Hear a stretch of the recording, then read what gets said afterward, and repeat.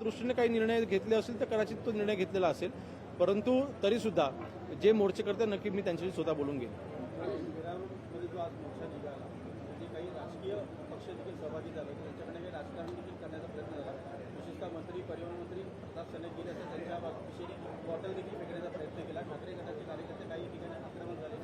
नाही बघा, आता उबाटाचे सगळे काही त्यांची नेते मंडळी आता अचानकपणे तर मराठीचा हा विषय त्यांना आठवलेला आहे, कारण महानगरपालिकेच्या निवडणुका डोळ्यासमोर आहेत.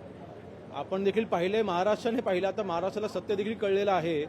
उद्धवजी ठाकरे साहेब स्वतः मुख्यमंत्री असताना त्यांनी हा त्रिभाषिकचा जो केंद्र सरकारने जे काही गाईडलाईन्स पाठवले होते त्यांनी समिती स्थापन केली.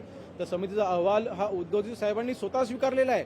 त्यांनी त्याला कॅबिनेटची मंजुरी दिली की हिंदी सक्ती करण्याची मंजुरी ही पहिली उद्धवजी ठाकरे यांनी दिलेली आहे. मग आता ही नाटकं कशा करतात, तर येणाऱ्या महानगरपालिका या जिंकण्यासाठी. आणि म्हणून जे काही माननीय प्रताप सरनाईक साहेबांनी तिथे जाऊन ज्या मोर्चाला पाठिंबा दिलेला आहे, बघा मराठी भाषेच्या संरक्षणाकरता जे काही आंदोलनं होतात नक्कीच त्या सर्वांच्या सोबत आम्ही आहोत. त्यांच्या मागण्या ज्या आहेत त्या मागण्यांच्या सोबत आम्ही आहोत. म्हणूनच आम्ही जो काही जी आर होता तो आम्ही रद्द केला. जर का विरोधात करायचा असं आम्ही जी आर देखील रद्द केला नसता. आणि म्हणून मराठीची अस्मिता ही महाराष्ट्रामध्ये जपली गेलीच पाहिजे. मुंबईनंतर मीरा रोड नंतर महाराष्ट्रात हे लोन पसरणार नाही यासाठी गृहमंत्र्यांनी काय खबर नाही, नक्कीच आम्ही काळजी घेऊ. जिथे महाराष्ट्रामध्ये मराठी या विषयाला घेऊन जर का कोणी पहिल्यांदा कोणी रस्त्यावर येणार नाही ह्याची खात्री आम्ही स्वतः घेऊ.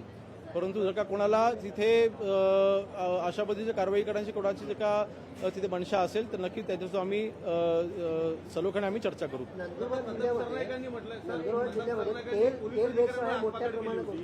प्रताप सरनाईकांनी मगाशी जाताना या ठिकाणी सांगितलं पोलीस अधिकारी या सगळ्या गोष्टीला कारणीभूत त्यांनी सरकारच्या मंत्री गृह विभागाला काटपसर केली. नाही, मी प्रताप सरनाईक साहेबांशी सुद्धा बोलून घेईन. त्यांचं हे मत कशावरनं तयार झालेलं आहे, तिथे पोलीस विभागाकडनं जी माहिती मिळाली आहे त्या व्यतिरिक्त अजून कुठली माहिती असेल नक्कीच आम्ही ती घेऊ आणि त्याच्यावरती योग्य ती कारवाई आम्ही करू. धन्यवाद. लोकशाही मराठी ऐका, पहा, जागरूक रहा.